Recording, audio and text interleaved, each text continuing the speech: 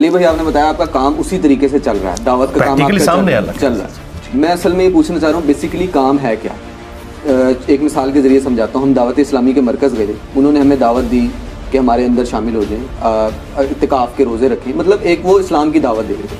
आपका basically M क्या है? आप लोगों को जो इस्लाह कर रहे हैं, जो दावत दे रहे हैं, जो तबलीग कर रहे हैं, उसका एक्चुअल मकसद क्या है? क्या आप अचीव करना चाहते हैं या लोगों को क्या आप बनाना चाह रहे हैं? पहली तो बात यह है कि दावत इस्लामी को इस्लाम की दावत नहीं दे रही है, वो अपने फ़िरका बरेलविया की दावत दे रही है, जो उस फ़िरके की नॉर्म्स हैं उनकी दावत दे रही है। ये तो अपने दिमाग से निकाल लें। आप मुझे बताएं, अगर दावत इस्लामी वाले ये कहते हैं नमाज पढ़ो, तो तबलीगी जमात वाले क्या कहते हैं? बुत के आगे गिर जाओ। और अहले हदीस जो है वो जाके किसी आग के अलाव के सामने आपको खड़ा करते हैं। ये कौन सी इस्लाम की खिदमत हो रही है? नमाज तो सारे, और फिर एक दूसरे के पीछे नमाज भी नहीं पढ़ते। दावत इस्लामी वाले इमाम काबा के पीछे नमाज नहीं पढ़ते। जो इमाम काबा के पीछे नमाज नहीं पढ़ते, मस्जिद नबी के इमाम के पीछे नमाज नहीं पढ़ते, वो आपको नमाज की दावत दे रहे हैं, तो वो अपनी नमाज और अपने फिरके की नमाज की दावत दे रहे हैं, इस्लाम की नमाज की। हाँ बिल्कुल, हाँ।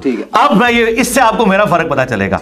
आपका हाँ, हम क्या दावत देते हैं? हम कहते हैं तमाम फिरके मुसलमान हैं अपनी तमाम गुमराहियों के बावजूद, लेकिन इनके बड़ों ने कुरान और सुन्नत के साथ गद्दारी की है, कुरान और सुन्नत के तर्जमे किए हैं, खुद उस पर अमल नहीं किया।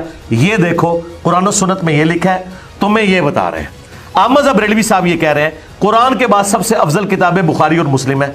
बापा जानी इलियास कादरी साहब टीवी में ये कह रहे हैं कि कुरान के बाद सबसे अफजल किताब बुखारी शरीफ है। और बापा जानी जो खुद नमाज पढ़ रहे हैं वो बुखारी में नहीं लिखी हुई, वो उसके बिल्कुल खिलाफ है, बगैर रफुल जदैन के पढ़ रहे हैं। हम ये बता रहे हैं ये जिन किताबों का नाम लेके इज्जतें वेल कर रहे हैं ना, और चंदे खा रहे हैं तुमसे, उन किताबों के ये गद्दार हैं। तो अब आपने इनको छोड़ के रसूलुल्लाह के साथ जोड़ना है इनमें। और मैं बात मुकम्मल कर रहा हूँ ना। हाँ, बात मुकम्मल। देखें ना, आपने एक पीएचडी थीसिस छेड़ा तो मुझे पूरा जवाब तो देने थे ना। ये लोग अपने साथ जोड़ रहे हैं, उसका सबूत ये कहते हैं हमारी मस्जिद में आ जाओ। मैंने तो कभी नहीं कहा हमारी मस्जिद में आ जाओ, हमारी तो मस्जिद ही कोई नहीं, हम इनके पीछे नमाजें पढ़ते हैं। ये कहते हैं ये दावत इस्लामी की वेबसाइट पे ये हमारे अकाउंट नंबर है। हमने कभी किसी का अकाउंट नंबर नहीं बताया, हम तो अपनी जेब से खिलाते हैं। कोई मदरसा नहीं बनाया।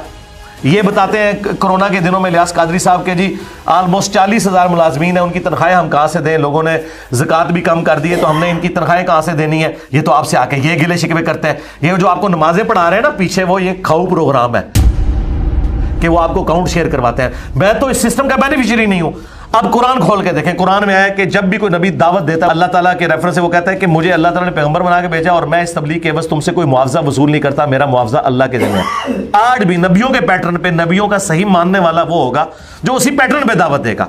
तो मैं तो कुछ भी नहीं कर रहा, मैं ये कर रहा हूं जो आपने पूछा क्या कर रहा हूं, मैं ये कर रहा हूं कि मैं कहता हूं कि रसूलुल्लाह के साथ जोड़ो, अल्लाह के साथ जोड़ो, किताबों के साथ जोड़ो, फिरकों के साथ ना जोड़ो। लेकिन ये फिरके मुसलमान है, इनके पीछे नमाजें पढ़ो, चंदे इनको दो, लेकिन इनकी इस्लाह की कोशिश करो। उनकी शनाख्त तो बता दें जो आपको फॉलो कर रहे हैं, मतलब जिस तरह आप बता रहे हैं, आप गाइड कर रहे हैं।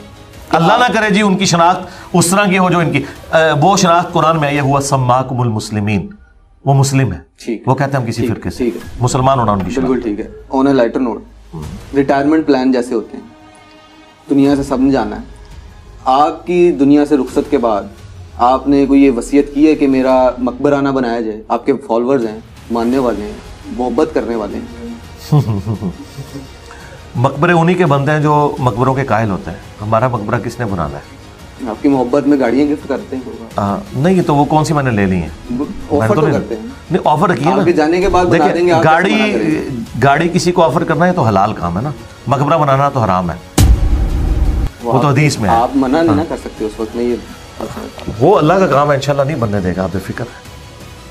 और उसका सबूत मैं आपको बताता हूँ कि हमारे एक बड़े करीबी दोस्त थे, पहली दफ़ा उन्होंने मस्जिद में मेरा दर्स अरेंज किया, 2008 की बात है। तो बड़े स्टॉन्च किस्म के वो अहले हदीस थे। बाद में वो नॉर्मलाइज हो गए। जब वो फौत हुए ना, तो मुझे आज भी वो मंज़र याद है कि उनकी जब कब्र बन रही थी ना, थोड़ी सी मिट्टी उनकी कब्र पर ज़्यादा चलेगी, तो साथ खड़े हुए कई लोगों ने कहा कि ये आप उतारें, ये तो ऊंची कब्रों के ख़िलाफ़ थे, इनकी कब्र हम नहीं ऊंची बनने देंगे। ये आप ज़हन में रखें।